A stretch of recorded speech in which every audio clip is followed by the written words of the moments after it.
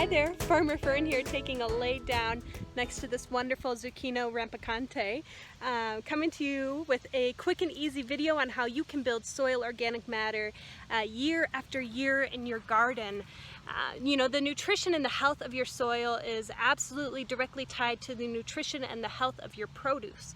And so in this video we're going to go over a few ways that you can build soil fertility all year round. This video is part of a gardening tutorial mini-series in partnership with Boundless Landscapes and the Boulder Public Library, and it is generously supported by the Boulder Library Foundation. Alright, I'll stand up and we can get started. Alright, an important note for everyone to know is that no matter where you're growing your garden, you can grow soil too. The focus should really be on healthy soil. You know, I like to joke that if we are just growing our soil right, then healthy, happy plants are just a byproduct of that system. So there are a few rules of thumb that I use when approaching gardening in a new location every year. The first is that you should work in at least 2 inches of compost every year. We actually prefer to work in 2 inches of compost in the spring and then another 2 in the fall, either through a sheet mulching method or even through, you know, just applying it and mixing it into the few, you know, top inches of soil that you already had. Another important note is aeration. You know, water and air make life go round, and it also makes death go round. And decomposition and death is a really important part of healthy soil. And so you want to make sure that your soil has air in it, meaning that it's not compacted. And if there is room for air to get down into the soil, then I promise you there's some room for some water to get down. One of our favorite ways to do that is just by manually going through with a digging fork or a broad fork or even a long knife like a hori-hori and just moving the soil side to side. This will help open up pockets where, you know, the air and the water and the nutrients can get down and kind of rejuvenate everything. And it's really important here in Colorado along the Front Range where we have notoriously hard pan compacted soil. So go ahead and try aerating your garden every year. You know, I would avoid tilling. It's actually proven that tilling leads to a loss of organic matter and really important soil nutrients, and it disturbs important soil functions like, you know, the mycelial web.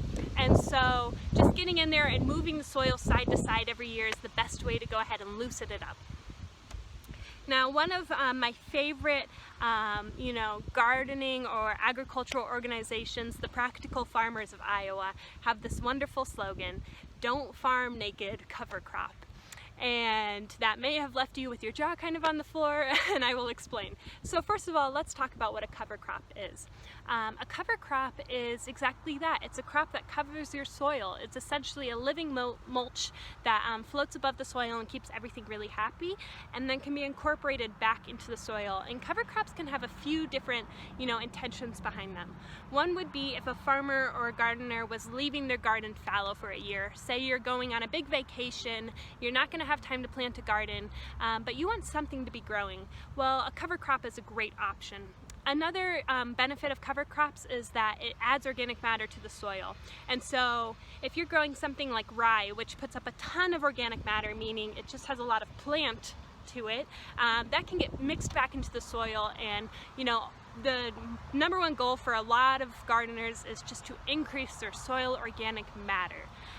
So that's a great way to do it. And then another benefit of cover crops is it's forage for pollinators. If you plant a wonderful cover crop like white clover or red clover, you know, the pollinators are going to really, really love that. You're going to have beneficial insects making their home in that cover crop, and overall it's really going to improve your garden's natural system.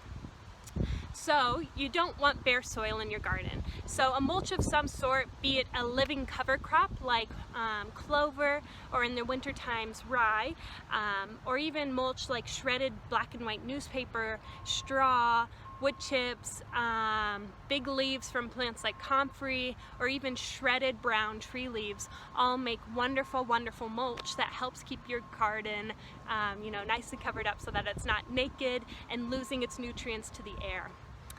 And then lastly, it's really important to focus on winter care. You know, so there are really 2 ways that I approach putting the garden to bed for the winter if you won't be growing year-round crops like spinach in them. The first one would be to cover crop with something that's frost hardy. So that would be plants like rye, winter wheat and triticale, which is actually the hybridization of those two plants. I do want to add a little warning: if someone in your family or someone who's going to be interacting with the garden is celiac, I would avoid planting any of those because they can be irritants to individuals with celiac who are allergic to them. And the other thing that I love to do is, if I'm not planting a cover crop, is to sheet mulch.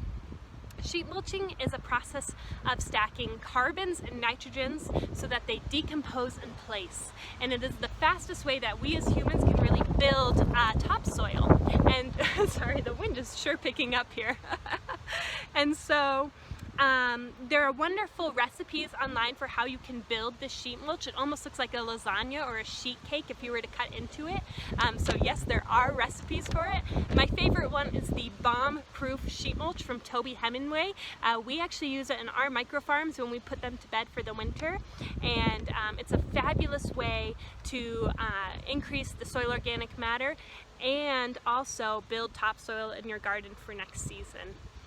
And I just looked down from where I was sitting in one of these garden rows, and we even have some of the rye cover crop that was still on top of the soil here from last season, and it's in the process of breaking down. But basically we just turned it on its side and used it as a mulch and zhuzhed it into the soil just a little bit, and I'm really loving the results from that process. So thank you for joining me today. I hope this inspired you to think a little bit more maybe about how you can grow soil in your garden, and arm you with some tools for how you can make that happen this year. I did want to mention that the City of Boulder, CSU Extension, and Boundless Landscapes, the Boulder Public Library, the Boulder Library Foundation, and numerous other nonprofits and small businesses in town are all teaming up on something called the Grow and Give campaign. This campaign is encouraging home gardeners to share the bounty this year with a set of local organizations that are working to provide food to individuals struggling with food insecurity in Boulder. And so if you want to learn more, you can click at the link at the end of this video and it'll point you in the right direction. All right, thanks for joining me today. Have fun. Happy gardening.